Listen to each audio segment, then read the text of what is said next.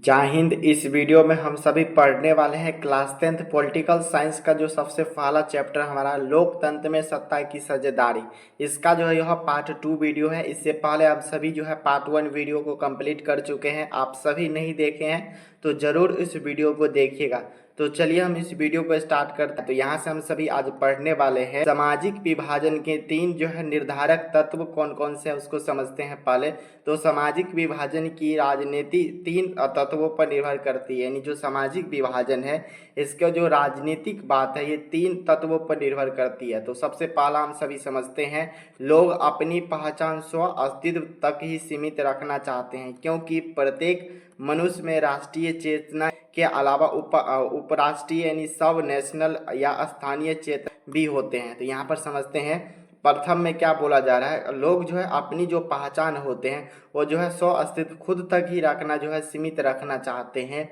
और यहाँ पर समझते हैं मनुष्य की जो चेतना जो है 3 स्तर पर देखा जाता है इसका अस्तित्व का। सबसे पहला हमारा हो जाता है राष्ट्रीय और उसके अलावा हमारा हो जाता है उपराष्ट्रीय या इसे स्थानीय चेतना भी होते हैं। आगे समझते हैं कोई ऐसा चेतना बाकी चेतनाओं की कीमत का उग्र होने लगती है और समाज में असंतुलन पैदा हो जाती है। समझते हैं यहाँ पर कोई भी ऐसा यहाँ पर 3 चेतना का जिक्र किया गया, राष्ट्रीय, उपराष्ट्रीय, स्थानीय। इसमें देखेंगे तो कोई ऐसा चेतना है जो कि बाकी चेतनाओं की कीमत में उग्र जो है होने लगती है, तो समाज में क्या होने लगता है, असंतुलन की स्थिति पैदा होने लगता है। उदाहरण के लिए हम सभी समझते हैं जब तक उत्तरी आयरलैंड के लोग खुद को सिर्फ प्रोटेस्ट या कैथोलिक के तौर पर देखते रहेंगे तब तक उनका संघर्ष नहीं थम पाएगा। यहाँ पर एग्जाम्पल के माध्यम से समझाया गया है, उत्तरी जो आइलैंड है के लोग जो है खुद को सिर्फ यहाँ पर जो है प्रोटेस्ट या जो है कैथोलिक समूह के में देखेंगे तब तक जो है उनके बीच क्या होते रहेगा, दोनों के बीच जो है जाति विवाद लेकर जो है संघर्ष के जो है थमेगा ही नहीं। आगे देखेंगे फिर भी जब तक जो है बंगाल बंगालियों का तथा तमिलों का जो है तमिलनाडु तमिलों का, महाराष्ट्र मराठों का, असम असमियों का, गुजरात गुजरातियों की भावना का दमन नहीं होगा तब तक भारत की जो अखंडता एकता सामंजस्य खतरा में रहेगा। जब तक जो है लोगों के अंदर जो है बंगाल है तो वो जो है बंगालियों की तरह रहेगा, जो तमिलनाडु में रहते हैं वो तमिल भाषा बोलेंगे, जो महाराष्ट्र में रहेंगे मराठी बोलेंगे, जो असम में रहेंगे आसामी बोलेंगे और गुजरात के रहेंगे गुजराती के। जब इन सभी लोगों के अंदर जो भावना आते रहेंगे तब तक जो है दमन नहीं होगा सभी पे लोग में, तब तक जो है भारत जो है अखंड में जो है अखंडता नहीं आ पाएगा, लोगों के अंदर जो है एकता नहीं, ये सभी जो है सामंजस्य का खतरा आते रहेगा। आगे यहाँ पर हम सभी देखेंगे एवं उचित यही है कि पहचान के लिए जो है सभी चेतनाएं अपने आप मर्यादा में रहे, एक दूसरे के सीमा में दखल न दे। दूसरे शब्दों में हम कह सकते हैं कि अगर लोग अपने बहुस्तरीय यानी जो है मल्टीपल आइडेंटिटी पहचान को राष्ट्रीय पहचान का हिस्सा बनाते हैं तो समस्या कोई नहीं हो सकती है। यहाँ पर एग्जाम्पल के माध्यम से बताया गया है उचित यही रहेगा कि जो भी लोग अगर भारत में भी रह रहे हैं तो यहाँ पर जो है बंगाल है तो बंगाली की बात नहीं, तमिल है तमिलनाडु, महाराष्ट्र महाराष्ट्रियों, असम आसामियों, गुजरात गुजरात, इस तरह की जब भावना रहेगा कि लोगों के अंदर जो असम यानी जो है पैदा होते रहेंगे, लोगों के अंदर जो है सिर्फ एक यहाँ पर आना चाहिए। अगर भारत में रह रहे हैं तो सिर्फ यहाँ लोगों के अंदर जो है भारतीय की चेतना आनी चाहिए, अन्यथा अलग अलग राज्य है, अगर अलग अलग आएगा तो यहाँ पर भी जो है संघर्ष होते रहेगा। तो आगे देखेंगे उदाहरण के स्वरूप बेरिलिज्म के अधिकतर लोग खुद को जो है बेरिलिजियाई ही मानते हैं और भले वे डच और फ्रांस बोलते हैं। यहाँ पर देखिए एग्जाम्पल के माध्यम से बताया है बेरिलिज्म के अंतर्गत जो भी लोग रहते हैं खुद को क्या मानते हैं, बेरिलिजियम ही मानते हैं, चाहे उसमें डच भाषा बोले चाहे फ्रांस भाषा बोले, इससे मतलब नहीं है, सभी जो अपने आप को क्या मानते हैं तो बेरिलिजियम ही मानते हैं। तो इसी तरह अगर भारत में लोग रह रहे हैं तो भारत में कोई भी भाषा बोले लेकिन जो अपने आप को भारतीयता मानना चाहिए, यहाँ पर ऐसे बताना चाहते हैं। हमारे देश में भी जो है ज़्यादातर लोग अपनी पहचान को लेकर ऐसे नज़रिया रखते हैं कि भारत विभिन्नताओं का देश है, फिर भी सभी नागरिक सर्वप्रथम अपने भारतीय मानते हैं तभी तक हमारा देश अखंड और एकता का प्रतीक है। यहाँ पर देखेंगे जो 3 तत्व था, इसका जो दूसरा तत्व देखेंगे तो दूसरा महत्वपूर्ण तत्व है कि किसी समुदाय, क्षेत्र या विशेष के मांगों को राजनीतिक दल कैसे उठा रहे हैं। संविधान के दायरे में आने वाले दूसरे समुदाय को नुकसान ना पहुंचाने वाले मांगों को मान लेना आसान है। ऊपर लिखित जो विवरण से यह स्पष्ट होता है कि स्पष्ट होता है कि किस प्रकार 70 के दशक के पूर्व का राजनीतिक स्वरूप 80 एवं 90 के दशक में राजनीतिक परिदृश्य में बदलाव हुआ है और भारतीय समाज में भी जो है सामंजस्य अभी तक बरकरार रहा है। यहाँ पर समझिए तो ये दूसरा जो यह महत्वपूर्ण तत्व हो जाता है, किसी भी समुदाय हो चाहे क्षेत्र हो, सभी की मांग जो है राजनीतिक दल कैसे उठा रहे हैं। यहाँ पर देखेंगे तो संविधान के दायरे में आने वाले तथा दूसरे समुदाय को बिना नुकसान पहुँचाए, यानी मान लीजिए कोई इस रिलीजन का है चाहे उस रिलीजन का है, तो इसका मांग जो है किस तरह रखा जाए ताकि जो है दोनों को कोई नुकसान न हो। इस तरह जो है जो भी राजनीतिक दल ऐसा जो अपना प्रश्न उठा रहे हैं। ऊपर देखिएगा जो लिखा हुआ इससे स्पष्ट होता है कि यहाँ पर 70 के दशक से पहले और इसके बाद जो राजनीतिक स्वरूप देखेंगे 80 के दशक में और 90 के दशक में देखेंगे तो इसके राजनीतिक दृश्य में जो है बहुत बड़ा बदलाव हुआ है और साथ ही में जो भारतीय समाज में जो भी इसके अंदर सामंजस्य है अभी तक बरकरार रहा है। इसके विपरीत में देखेंगे युगोस्लाविया में विभिन्न समुदाय के नेताओं ने अपनी जातीय समूह की तरफ से ऐसा मांग रख दिया है जिसे एक देश की सीमा के भीतर पूरा करना असंभव है। फलतः युगोस्लाविया जो है टूट गया और टुकड़े में बट गया। यहाँ पर समझेंगे तो इसके विपरीत, भारत के विपरीत यहाँ पर एग्जाम्पल के माध्यम से बता रहा है। युगोस्लाविया जो एक देश है जो कि विभिन्न समुदाय के यहाँ के जो नेता है, नेताओं ने अपने जातियों की सभी तरह जो भी अलग अलग जाति है इस सभी जो अपना अपना अलग अलग मांग रख दिया, जिससे जो है देखेंगे देश के सीमा के भीतर जो ऐसा रहना असंभव हो गया। इसके फलतः देखेंगे तो ये जो देश है युगोस्लाविया टूट गया और टुकड़े टुकड़े में ये बट चुका है। तो इस तरह ऐसा नहीं होना चाहिए। तो यहाँ पर आप सभी ऐसे समझ सकते हैं। नेक्स्ट जो हमारा तीसरा तत्व है, सामाजिक विभाजन की राजनीति का परिणाम सरकार के रूप में निर्भर करती है। यह महत्वपूर्ण है कि सरकार इस मांगों पर क्या प्रतिक्रिया व्यक्त कर रहे हैं। अगर भारत में पिछड़े एवं दलित प्रति न्याय की मांग को सरकार शुरू से ही खारिज करती रही तो आज भारत जो है बिखराव के कगार पर होता, लेकिन सरकार ने इसके सामाजिक न्याय को उचित मानते हुए सत्ता में साझेदारी बनाया और इसके देश में मुख्य धारा में जोड़ने का ईमानदारी से प्रयास किया गया। यहाँ पर बताया जा रहा है सामाजिक विभाजन की राजनीति का परिणाम सरकार के रूप में निर्भर करती है। यह भी महत्वपूर्ण है कि सरकार जो इस मांगों पर क्या प्रतिक्रिया कर रही है। अगर देखेंगे तो भारत में जो भी पिछड़े जाति है चाहे दलित है, सभी का न्याय को लेकर मांग जो है सरकार खारिज करते रही है। इनका जो भी मांग है उसको पूरा करते रहे, तभी आज देखेंगे तो भारत जो है विखराव के कगार पर होते हुए भी फिर भी जो है इसके सामाजिक न्याय को उचित मानते हुए जो है यहाँ पर सत्य की साझेदारी किया गया, जिसके कारण देखेंगे देश में मुख्य धारणा जोड़ने से यहाँ पर ईमानदारी का प्रयास किया गया। फलतः देखेंगे छोटे मोटे संघर्ष के बावजूद भी जो है भारतीय समाज में जो समरसता और सामंजस्य स्थापित हुआ है। पुनः देखेंगे तो बेल्जियम में भी सभी समुदाय के हितों को सामुदायिक सरकार में उचित प्रतिनिधित्व दिया गया है, परंतु श्रीलंका में राष्ट्रीय एकता के नाम पर तमिलों को न्यायपूर्ण मांग का दबाया जा रहा है और ताकत के दम पर यहाँ पर एकता बनाए रखने की कोशिश अक्सर विभाजन की ओर ले जाते हैं। और यहाँ पर एग्जाम्पल के माध्यम से समझा दिया गया है, जिस तरह भारत में देखेंगे तो सभी समुदाय हो गए, सभी के जो है बातों को किस तरह जो है मांग को रखा जाता है और उसका जो है पूरा भी किया जाता है, सत्ता की साझेदारी भी किया जाता है, जिसे देखेंगे तो लोगों के अंदर देखेंगे तो सामंजस्य स्थापित है।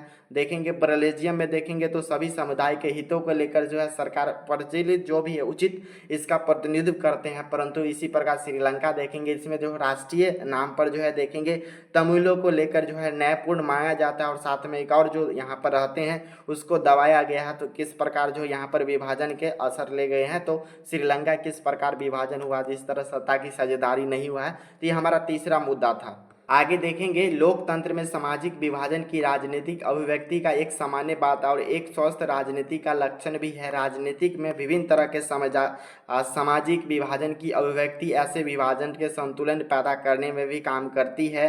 परिणामतः देखेंगे कोई भी सामाजिक विभाजन एक हद से उग्र नहीं हो पाता है। यह प्रवृत्त लोकतंत्र को मजबूत करने में सहायक भी होते हैं। लोग शांतिपूर्वक और संवैधानिक तरीके से अपनी मांग को उठाते हैं और चुनाव के माध्यम से उनके लिए दबाव बनाते हैं, उनका समाधान करने का प्रयास करते हैं। जो भी पॉलिटिकल पार्टी है मजबूत तरीके से जो भी लोग हैं शांतिपूर्वक और संवैधानिक तरीके से अपना मांग को उठाते हैं और चुनाव के माध्यम से देखेंगे तो यहाँ पर उनके लिए दबाव बनाते हैं और साथ में इनका जो भी समस्या होता है उसका समाधान करने का प्रयास किया जाता है। सामाजिक विभाजन में जाति, धर्म और लिंग का भेदभाव के स्वरूप को हम सभी समझते हैं। यानी सामाजिक विभाजन में देखते हैं किस तरह जो है जाति हो गया, धर्म हो गया और लिंग में भेदभाव को समझते हैं यहाँ पर। तो देखिए सामाजिक विभाजन के 3 अभिव्यक्तियों में जाति की अवधारणा अति महत्वपूर्ण है। राजनीतिक में इसके सकारात्मक और नकारात्मक दोनों पहलू की महत्ता है।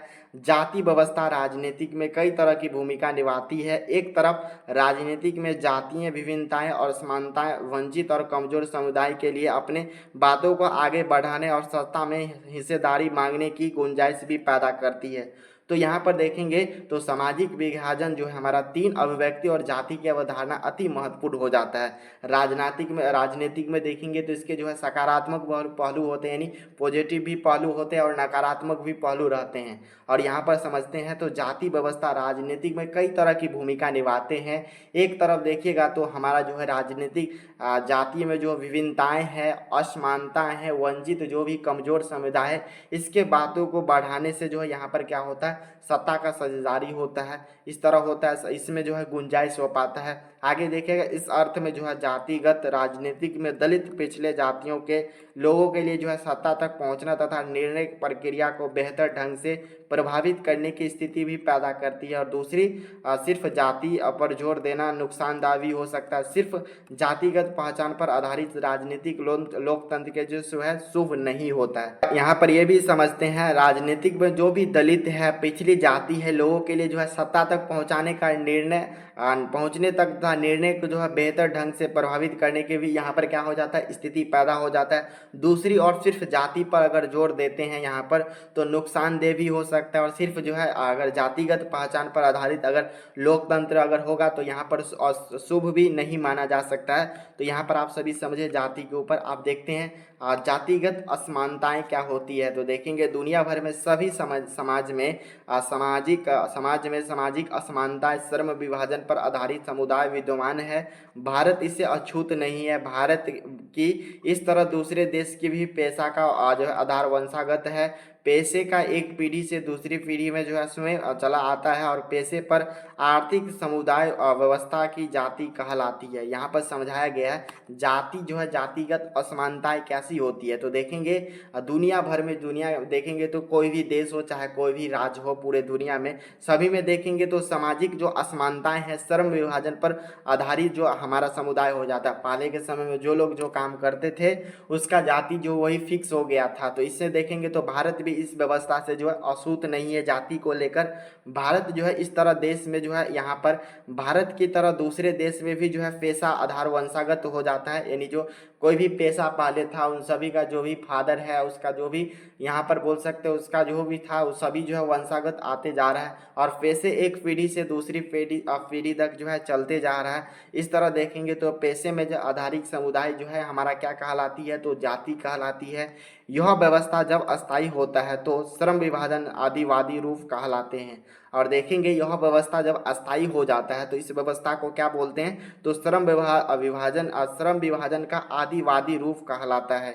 इसमें हम जाति के नाम पर जो है पुकारने लगते हैं। यह एक खास अर्थ है कि समाज में दूसरे समुदाय से भिन्न हो जाते हैं। और यहाँ पर देखेंगे जिसे हम क्या बोलते हैं जाति के नाम से यहाँ पर लोगों को पुकारने लगते हैं, जिसका एक खास अर्थ हो जाता है समाज में दूसरे समुदाय में जो है भिन्न होने लगता है। आगे देखिएगा इस प्रकार वंशागत पैसे में आधारित समुदाय जिसे हम जाति बोलते हैं की स्वीकृति रीति रिवाज से जो है भी हो जाता है। इसकी पहचान एक अलग अलग समुदाय के रूप में भी होता है। इस समुदाय के सभी व्यक्ति के एक जो है एक या मिलती जुलती पेशा होती है। इस प्रकार जो वंशागत पेशा आधारित समुदाय हो जाता है जिसे हम सभी जाति के नाम से जानते हैं। स्वीकृति देखेंगे तो इसके जो है रीति रिवाज से भी होती है और पहचान के रूप में एक अलग समूह रूप में हो जाता है जिसे समुदाय सभी व्यक्तियों के एक मिलती जुलती क्या हो जाते हैं तो पेशा हो जाता है। आगे यहाँ पर समझते हैं इनके बेटे बेटियां की शादी आपस समुदाय में होता है तथा खान पान भी जो है समान समुदाय में होता है। अन्य समुदाय में इसके संतानों की शादी ना हो सकता है और ना ही करने की कोशिश करते हैं। महत्वपूर्ण पारिवारिक आयोजक और सामुदायिक आयोजक में अपने समुदाय के साथ साथ एवं पंथ भी बैठाकर। और यहाँ पर ये समझते हैं इनकी जो बेटे बेटी है इनकी शादी भी यानी जो है जातिगत आधारित हो जाता है। तो इनके जो भी बेटे बेटी है इनकी शादी जो है उसी समुदाय में होते हैं जिस समुदाय के वो आते हैं। उनका जो खान पान होता है वो भी वही समुदाय के अंतर्गत होता है। अगर अन्य समुदाय इसके संतानों की शादी यहाँ पर नहीं हो सकता और ना ही कराने के लोग जो है कोशिश करते हैं। महत्वपूर्ण यहाँ पर देखेंगे तो पारिवारिक आयोजन और सामाजिक आयोजन में जो देखेंगे तो अपने समुदाय के साथ ही जो है बैठकर जो है एक साथ पंथ में बैठकर भोजन भी करते हैं। और यहाँ पर ये बताया गया है देखेंगे तो अलग अलग समुदाय के अंदर जाते हैं तो भोजन भी नहीं करते, अपने समुदाय के साथ जो है पंक्ति में बैठकर भोजन भी करते हैं। आगे समझते हैं कहीं कहीं ऐसा देखा गया है कि अगर एक समुदाय के बेटे या बेटी दूसरे समुदाय में समुदाय के बेटे या बेटी से शादी करते हैं तो उसके पंथ को से काट दिया जाता है और अपने समुदाय से हटकर दूसरे समुदाय में वैवाहिक संबंध बनाने वाले परिवार को समुदाय से निष्कासित भी कर दिया जाता है। और यहाँ पर समझिए बहुत ज़्यादा इंपॉर्टेंट लाइन है, कहीं कहीं ऐसा भी देखने को जाता है जब जो एक समुदाय से देखेंगे तो दूसरे समुदाय में उसके बेटा बेटी का अगर शादी हो जाता है तो उसे जो है पंथ से यानी जिस समुदाय से पहले था उस समुदाय से क्या किया जाता है उसके पंथ को काट दिया जाता है और अपने समुदाय से हटाकर जो उसके दूसरे समुदाय में जो है वैवाहिक संबंध बनाने वाले परिवार को क्या करते हैं उस समुदाय से क्या कर देते हैं तो निष्कासित कर देते हैं। तो ये हमारा जाति व्यवस्था को लेकर हो गया। अब यहाँ पर हम सभी समझते हैं वर्ण व्यवस्था क्या है। तो देखिए वर्ण व्यवस्था जातिगत समुदाय का एक बड़ा वर्ग है। इस वर्ग में कई जातीय समाहित है अर्थात वर्ण व्यवस्था जातीय समूह का जो है पदानुक्रम व्यवस्था है जिसमें एक जाति के लोग हाल में सामाजिक पायदान में सबसे ऊपर रहेंगे और किसी अन्य जाति समूह के लोग क्रमागत क्रम में नीचे आएंगे। यहाँ पर देखिए वर्ण व्यवस्था क्या होता है तो बहुत सारे जातियों के समूह को हम सभी वर्ण व्यवस्था बोल सकते हैं। सिंपल भाषा में समझ हिंदुओं में वर्ण व्यवस्था का व्यवस्थित स्वरूप है जिसमें ब्राह्मण क्षत्रिय वैश्य तथा शूद्र का जो है क्रमानुसार व्यवस्था है। शुरू से यह व्यवस्था केवल श्रम विभाजन आधारित था और श्रम विभाजन के अलावा उनमें आसपास में खान पान तथा शादी विवाह भी होता है, परंतु कालांतर में यह व्यवस्था कठिन एवं अस्थायी होता गया है तथा शादी विवाह एवं खान पान भी एक वर्ण तक ही सीमित रह गया है। यहाँ पर समझिए उदाहरण के रूप में बताया गया है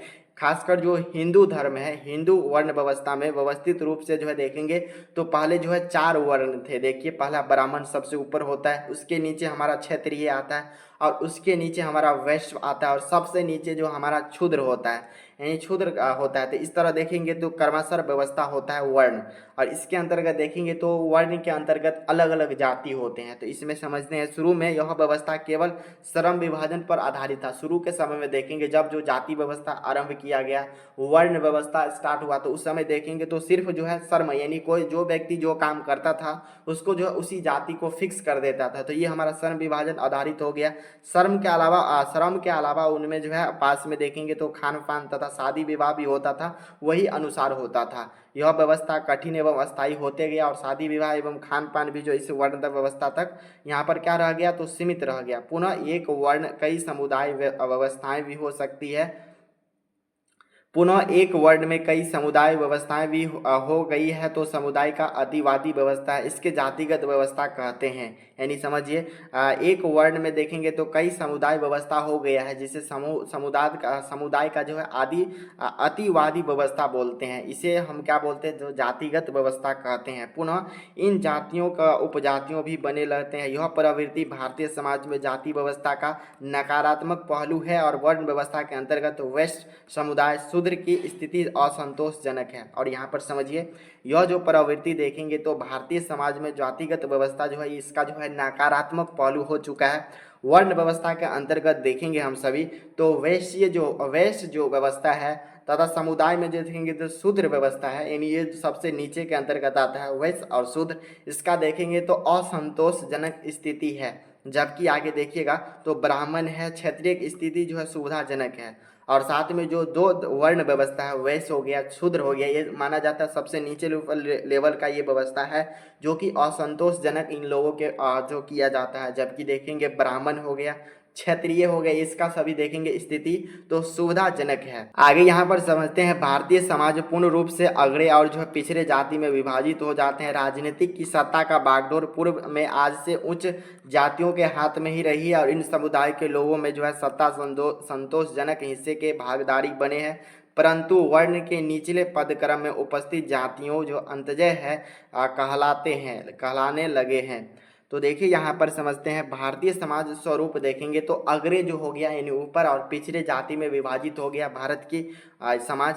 और आगे देखेंगे तो राजनीतिक की जो सत्ता है यानी जो पॉलिटिकल जो सत्ता है यहाँ पर क्या हो गया, तो जो बड़ी जाति है उन्हीं के पास, यहाँ उनके हाथ में चला गया और इन समुदाय के लोग में जो है सत्ता में जो है संतोषजनक हिस्से की भागीदारी बने रहे हैं। परंतु वर्ण के निचले जो पदक्रम जो व्यवस्था है जाति है उसे जो अंतजय कहलाने लगे हैं। इन अंतजय जातियों के साथ छुआछूत का व्यवहार होने लगा। अंततः समुदाय में सम्मिलित दलित जातियों सत्ता के पूर्ण रूपेण वंचित रही है। परंतु पिछले शताब्दी के उत्तरार्ध में भारतीय राजनीति का स्वरूप बदला है और धीरे धीरे दलित जातियों में जागृति हुई है। ज्योतिबा फूले, महात्मा गांधी, डॉक्टर भीमराव अंबेडकर, पेरियार रामस्वामी नैयर जैसे जो है राजनेता ने समाज सुधारों में जातिगत भेदभाव को मुक्त समाज की व्यवस्था बनाने के लिए बात की है और इनकी सफल भी हुए हैं। और यहाँ पर समझिए अंततः जाति व्यवस्था में क्या होता है, तो छुआछूत का व्यवहार होने लगा है। यानी देखते हैं बड़ी जो जाति है नीचे जाति अगर छू देता है तो छुआछूत की व्यवस्था होने लगा है। अंततः देखेंगे समुदाय में सामाजिक जो भी दलित जाति है इसके स्वरूप वंचित भी रहे हैं इससे। और परंतु देखेंगे तो पिछले कुछ शताब्दी से बोल सकते हैं उत्तरार्ध में देखेंगे भारतीय राजनीति का स्वरूप क्या हुआ है, तो धीरे धीरे दलित जातियों की ओर धीरे धीरे जागृति हुए हैं। देखेंगे महान व्यक्ति जैसे ज्योतिबा फूले हो गए, महात्मा गांधी हो गए, डॉक्टर भीमराव अंबेडकर हो गए और साथ में देखेंगे पेरियार रामस्वामी नैयर जैसे जो राजनेता है इन्होंने जो है समाज में जाति को लेकर जो यहाँ पर क्या किया, इस सभी व्यवस्था को हटाने का काम किया और यह बात जो है सफल भी रहे हैं। आगे देखिएगा इन महापुरुषों के प्रयास से पिछड़े दलित एवं जो है वंचित समुदाय में जागृति फलस्वरूप आधुनिक भारत में जागृति की संरचना जाति व्यवस्था में भी भारी बदलाव हुआ। और आप सभी समझेंगे इन सभी महान व्यक्तियों के कारण देखेंगे तो जो पिछली जाति है इसको जो है बहुत आगे बढ़ाने का भी काम हुआ है। और साथ में सामाजिक आर्थिक परिवर्तन में भी जाति व्यवस्था को ढाने की कोशिश में अहम भूमिका निभाई गई है। चतुर्थ आर्थिक विकास, साक्षरता एवं शिक्षा में वृद्धि, पेशा चुनने की आज़ादी तथा शहरीकरण का बढ़ावा दायरा एवं जाति व्यवस्था में कमजोर किया गया। और यहाँ पर समझिए सामाजिक आर्थिक परिवर्तन में देखेंगे तो जाति व्यवस्था को ढहाने की कोशिश में जो है अहम भूमिका निभाए हैं। और चतुर्थार्थ आर्थिक विकास में देखेंगे तो साक्षरता दर हो गया, शिक्षा में वृद्धि किया गया, अपने मन से जो है पेशा चुनने की आज़ादी दिया गया और तथा शहरीकरण का जो है यहाँ पर क्या किया गया, तो बढ़ावा दिया गया। जिससे जो देखेंगे तो जाति जो व्यवस्था है धीरे धीरे क्या होने लगा, तो कमज़ोर होने लगा। अब यहाँ पर देखेंगे तो कोई भी लोग जो है यहाँ पर जाति व्यवस्था को लेकर उतना ज़्यादा नहीं करते हैं। आगे देखेंगे तो गांव में भी जाति व्यवस्था के पुराने स्वरूप तथा वर्ण व्यवस्था में टिकी मानसिकता में बदलाव आ रही है। और धीरे धीरे देखेंगे तो यहाँ पर जो है शहर में भी तो ऐसा हो ही चुका है पूरा, बाकी धीरे धीरे जो है गांव इलाके जो है इसमें भी जो जाति व्यवस्था को लेकर जो है धीरे धीरे लोगों के अंदर जो मानसिकता है इसे धीरे धीरे बदलाव होते जा रहा है।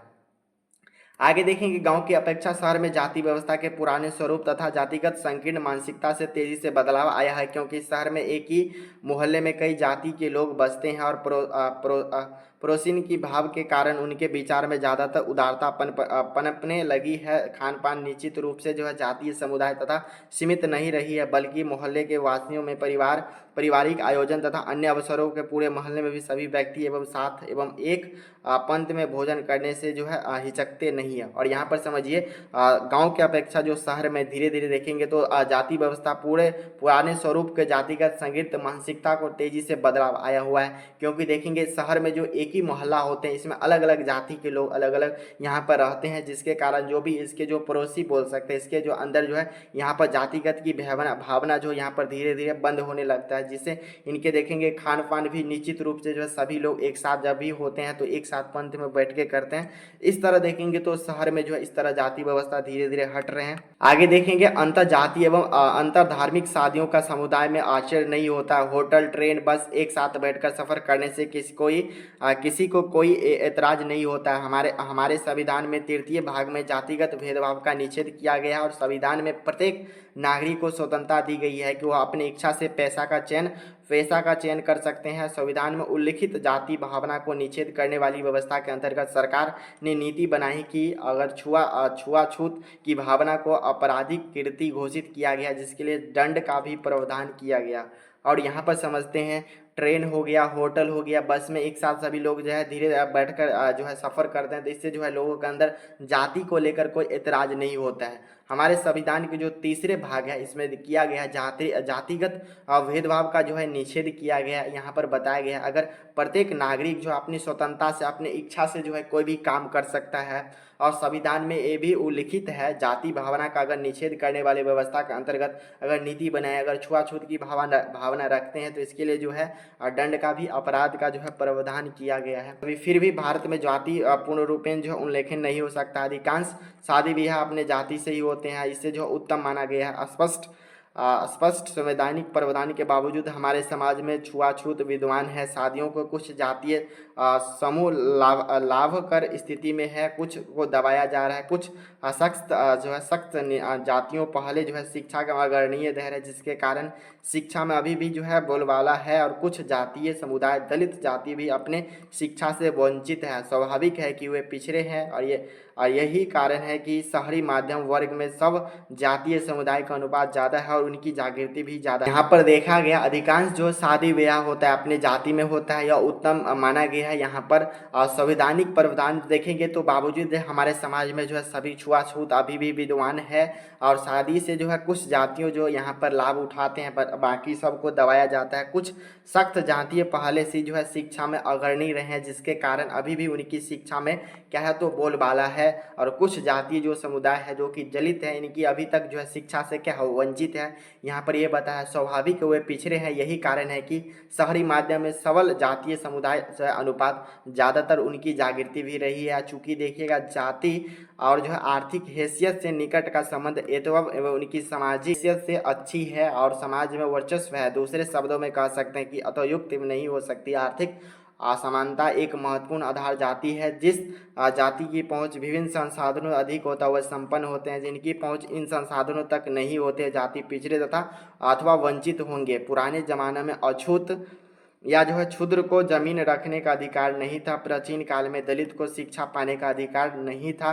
द्विध जाति है, जातियों का जो है शिक्षा पाने का अधिकार था। यद्यपि आज जाति पर आधारित इस प्रकार की भावना का निषेध किया गया है और इस प्रकार देखेंगे तो कृतक गैर कानूनी घोषित किया गया। फिर भी सदियों से जिस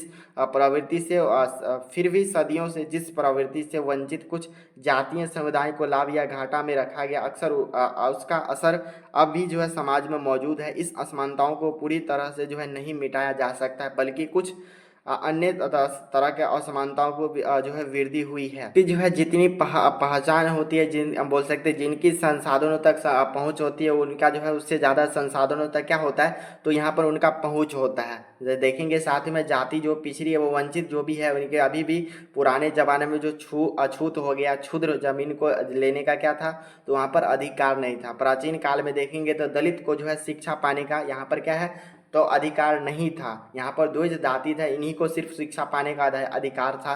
यद्यपि आज के जाति में देखेंगे तो प्रकार की भावना निषेध किया गया है और इस प्रकार कृतक गैर कानूनी भी इसे घोषित कर दिया गया है। और यहाँ पर आगे समझते हैं प्राचीन सामाजिक संरचना में औसतन बदलाव हुआ है। जाति के आर्थिक स्थिति की पुरानी परिस्थिति भी अब पूरी तरह बरकरार नहीं है, बल्कि इसे दबाया गया है। और साथ में जातीय सामाजिक संरचना आर्थिक हैसियत के निर्धारण के कुछ विशेषता है जो कि समाज में महत्वपूर्ण भूमिका निभाते हैं। इसके संदर्भ में कुछ बिंदुओं पर गौर किया जा सकता है। देखिएगा कौन कौन सा बिंदु है। तो सबसे पहला यहाँ पर बताया गया है औसत आर्थिक हैसियत का संबंध वर्ण व्यवस्था से गहरा है, अर्थात ऊंची जातियों की स्थिति सबसे अच्छी है और यहीं पर दलित और आदिवासी की स्थिति बदतर है। पिछले जातियों की स्थिति के माध्यम से दर्ज है और दूसरा देखेंगे यहाँ पर तो यद्यपि हर जाति में अमीर गरीब परंतु निचली जाति तथा निचली जाति यथा दलितों आदिवासियों ज़्यादा बड़ी संख्या में गरीबी है और दलित महादलित की स्थिति में भी दयनीय है। अर्थात गरीबी रेखा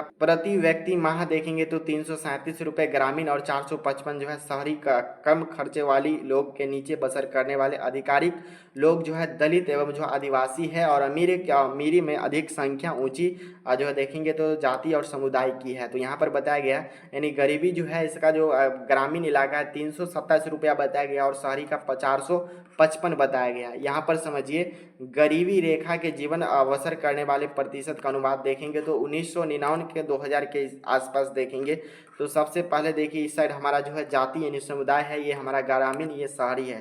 तो देखेंगे अनुसूचित जनजाति देखेंगे तो हमारा ग्रामीण में 45% और शहरी में देखेंगे तो 35%। आगे देखेंगे अनुसूचित जनजाति देखेंगे तो ग्रामीण इलाका में 35 और शहरी में देखेंगे तो 8। अन्य पिछड़ी जातियां देखेंगे तो हमारा 27 है और 29 है शहर में।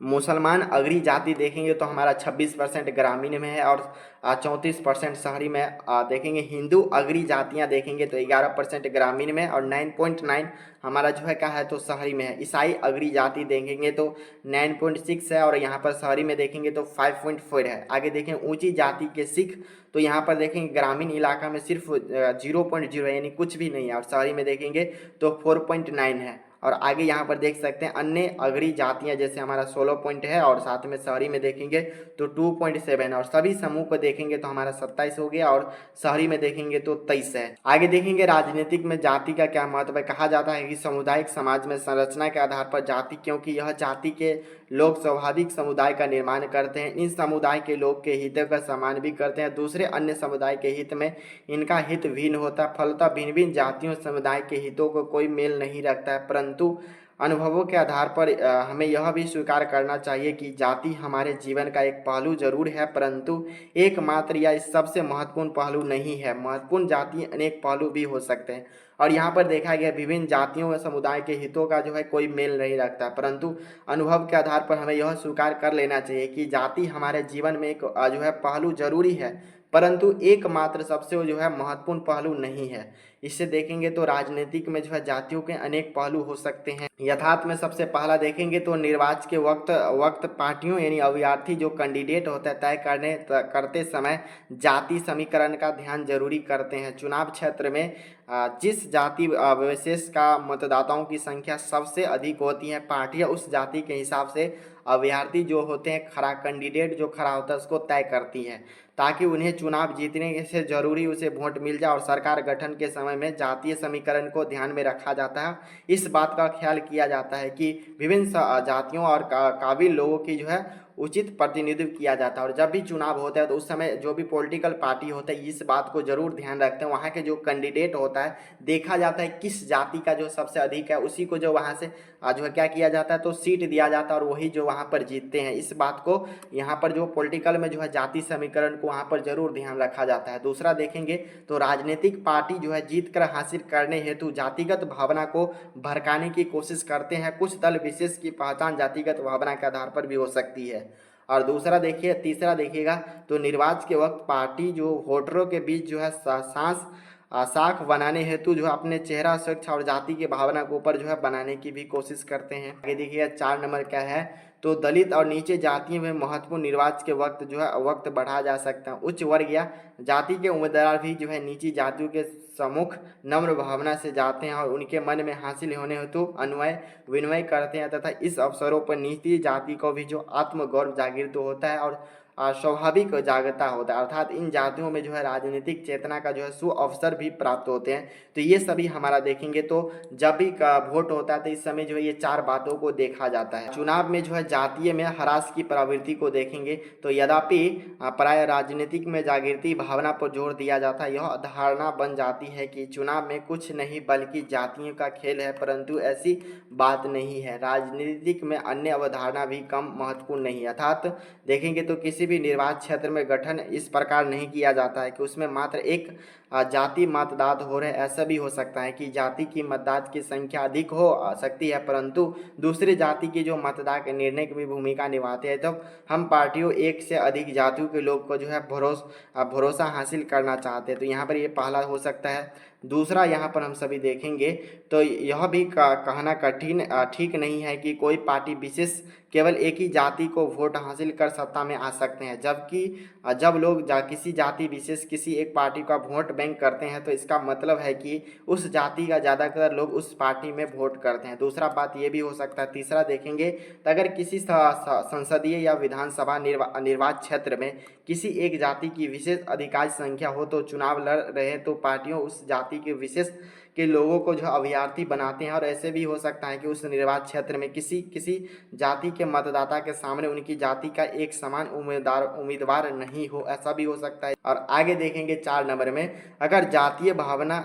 स्थायी और अटूट होता है तो जातीय गोलबंद पर सत्ता आने वाली पार्टियां की कभी हार नहीं होती है। यह माना जाता है कि क्षेत्रीय पार्टी जातीय गुटों में संबंधित बनाकर सत्ता में आए गए हैं और परंतु आखिर भारतीय चेहरा पाने के लिए जातीय विहीन सांप्रदायिक और विचार रखना आवश्यक होगा। तो ये सभी आप सभी समझ सकते हैं किस प्रकार जब भी वोट होता है तो ये सभी तमाम पॉइंटों को जो है ध्यान में रखकर जो है यहाँ पर वोट किया जाता है और वहाँ पर उसी जाति के कैंडिडेट को उतारा जाता है ताकि उनका जो है जीत हो। आगे देखेंगे, ऊपर लिखित तत्वों से गौर करने के उपरांत हम इस निष्कर्ष पर पहुंचे हैं कि यद्यपि राजनीतिक में जाति की भूमिका महत्वपूर्ण है परंतु इसके दूसरे कारक देखेंगे अदर फैक्टर भी कम असरदार नहीं होते हैं। मतदाता अपनी जाति से जितनी संबंध रखते हैं अक्सर उससे ज़्यादा गहरा संबंध अपने राजनीतिक दल से भी रखते हैं। ऐसा भी हो सकता है, पहला तो देख लेंगे जिस जाति का है उसको तो वोट दे ही सकता है और दूसरा फैक्टर ये भी हो सकते हैं जिस जाति का लोग खड़ा है उससे ऊपर वाले देखा जाता है जो पार्टी है इसके ऊपर भी देखा जाता है, अदर फैक्टर में ये भी देखा जाता है, इससे भी लोगों को वोट मिलता है। फिर भी एक भी जातीय समुदाय अमीर और गरीब लोग प्राय अलग अलग पार्टियों को वोट देते हैं और सरकार में राजनेता लोकप्रियता उनके जातीय मुखौटा के कारण नहीं बढ़ती बल्कि उनके कामकाज के कारण भी बढ़ती है। तो ये बात भी हो सकता है। आगे देखिएगा, जाति के अंतर राजनीतिक आर्थिक जाति के राजनीति में प्रभावित करते हैं। ऊपर हमने देखा कि जाति की भूमिका राजनीतिक में महत्वपूर्ण है अर्थात जाति राजनीति को प्रभावित करती है परंतु यह अर्थ नहीं निकलना चाहिए कि राजनीतिक में जाति के बीच पक्षीय संबंध है। राजनीतिक में जाति को प्रभावित करता है और राजनीतिक जाति भावना को उभारता भी है और जाति विशेष समुदाय को साथ लेकर कोशिश भी करता है जो कि कभी उससे अलग था। यहाँ पर देखते हैं जाति के अंतर जो राजनीतिक यानी अर्थात जाति को राजनीतिक से प्रभावित कैसे करते हैं। तो यहाँ पर 2 कारक दिया गया है, इसको आप सभी समझ सकते हैं। तो सबसे पहला जो हमारा हो जाता है, कभी कभी राजनीति का यह भी कोशिश करता है कि करीब करीब समान स्थिति वाले कई जातीय समुदाय को छोड़कर गठबंधन बनाया जाए ताकि राजनीतिक सत्ता हासिल किया जाए। उत्तर भारत में कुछ प्रांतों में इस तरह के प्रदेश अवश्य दिखाई पड़ती है। गठबंधन के जातियों के बीच मेल भाव और संवाद चलता रहता है। दूसरे शब्दों में हम कह सकते हैं कि जातियों का राजनीतिकरण संज्ञा दे सकते हैं। तो दूसरा ये भी हो सकता है। और दूसरा देखेंगे यहाँ पर क्या हो सकता है, तो दूसरा में है संपूर्ण भारत में राजनीतिक आज पिछड़े दलित अल्पसंख्यक तथा वंचित समुदाय के हमारा ईद गिर्दी घूम रही है अपनी सत्ता मजबूती करने हेतु इसके स्थिति को सुधारने लगे हैं। ये तो इसका सबसे बड़ा लाभ है कि भारत का जो है स्वर्ण विकास हो रहा है और आज राजनीति का केंद्र बिंदु वंचित तथा शोषित समूह के आसपास स्थित हो गया। यह अनजान से सहित है राजनीतिक सकारात्मक पहलू है अर्थात आज के राजनीति के प्रमुख उद्देश्य है दलित वंचित तथा पिछड़े जातियों को जमीन का संसाधन तथा अवसर उपलब्ध कराना हो गया है और ताकि उनकी आर्थिक स्थिति सुधर सके। सत्ता में इनकी अधिक से अधिक भागीदारी के वायदे किए जाते तथा इनकी महत्वपूर्ण वोट बैंक के रूप में काफ़ी बढ़ाव भी होता है। तो यहाँ पर ये बात को भी देखा जाता है। बाकी हमारा जो पार्ट 3 वीडियो होगा इससे आगे हम सभी देखने वाले धर्म संप्रदाय एवं राजनीतिक इससे आगे देखेंगे।